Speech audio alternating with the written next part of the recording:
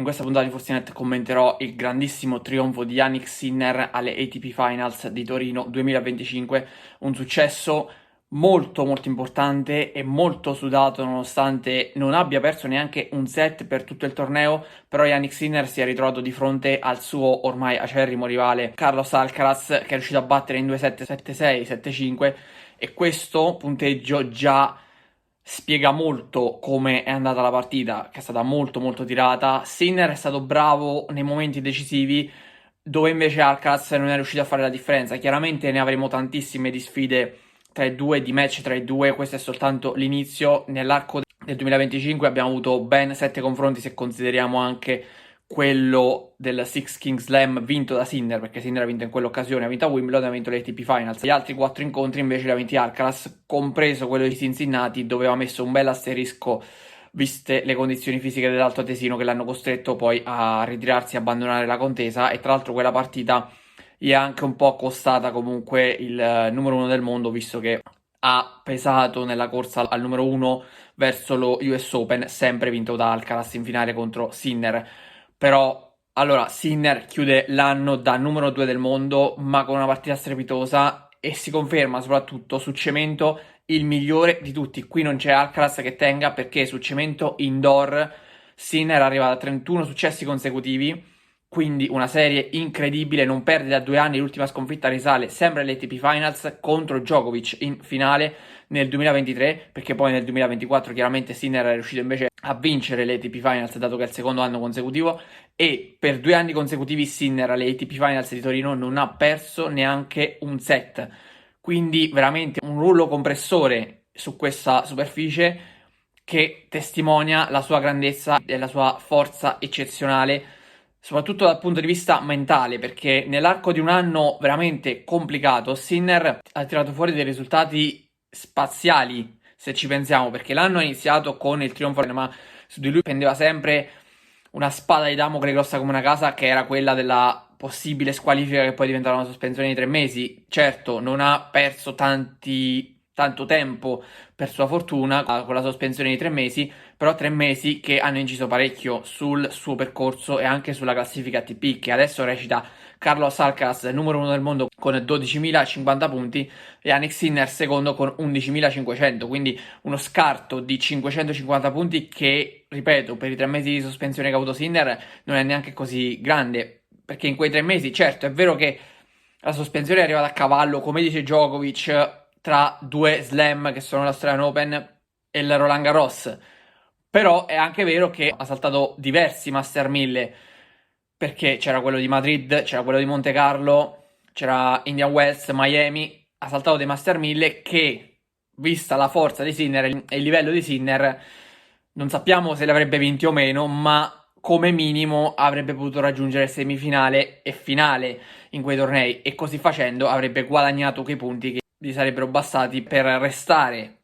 davanti allo spagnolo. Ovviamente è inutile piangere sull'avversario, su quello che non è stato, su quello che non è successo, ma concentriamoci invece su quello che è successo. Una stagione spettacolare, perché Sinner ha vinto 2 slam sui 4 disponibili più le ATP Finals. Ben 4 finali di questi tornei si sono disputate proprio tra Sinner e Alcaraz, soltanto la prima dell'anno all'Australian Open, quando Alcaraz ancora non aveva trovato questa costanza di rendimento. C'è stata la finale tra Sinner, che appunto si è confermato campione dell'Australian Open, e Zverev, che invece continua ad essere uno, forse anche 2 passi indietro rispetto a loro. Zverev sembrava molto molto promettente, resta un tennista molto forte, ma purtroppo per lui è capitato a cavallo della generazione tra Djokovic, Federer e Nadal, e poi quella di Sinner e Alcaraz. Non so se riuscirà mai a colmare questo gap, però al momento quelle sconfitte e quei risultati ti mettono veramente in difficoltà a livello psicologico, perché sembra sempre che tu comunque riesca a tenere testa a Sinner, perché nell'ultimo confronto tra Zverev e Sinner alle ATP Finals questo equilibrio comunque c'è stato, però poi alla fine Sinner in qualche modo riesce sempre a superarlo, e la stessa cosa vale per Alcaraz contro i suoi avversari, quindi loro due sono uno step avanti. Tornando sui tornei del Grand Slam, poi abbiamo avuto il Roland Garros, praticamente Sinner era appena rientrato, finale a Roma contro Alcaraz, persa anche per una condizione che un po' mancava.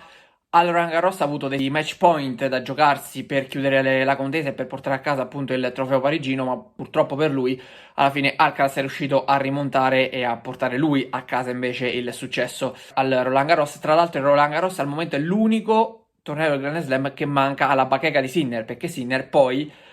un mesetto dopo si è rifatto alla grande conquistando invece Wimbledon, che probabilmente è lo slam più ambito da parte di tutti, il torneo che tutti sognano di vincere e tutti sognano di scrivere il proprio nome nell'albo d'oro di Wimbledon, che è il torneo per eccellenza, nonostante sia uno slam al pari degli altri, però Wimbledon ti dà quel qualcosa in più, ha quell'aura magica che Sinner è riuscito ad assaporare appieno quest'anno, battendo proprio Alcaraz in finale, e tra l'altro anche nettamente, perché quella è stata, penso, la miglior partita stagionale di Sinner, veramente un risultato clamoroso, era il meglio dei 5,